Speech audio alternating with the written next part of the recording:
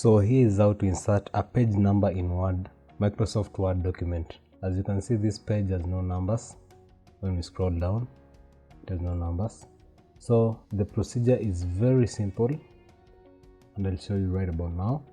So you just go to Insert tab, click on Insert, then you scroll towards the right, you'll find the page number. This new ribbon, page number, you can click there.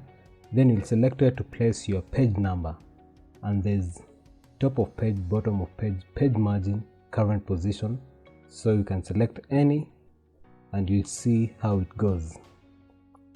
So there's top of page, there's bottom of page, there's page margin. Let's try the top of page.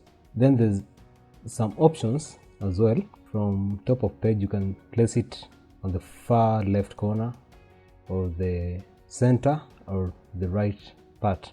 You can also have a format like page 1, or you can have several other formats, and that's how you insert page numbers. So let's select a simple one first of all, and as you can see on our header, here's a page number inserted, and that's the simple way to insert page numbers. Thank you for watching, and remember to subscribe.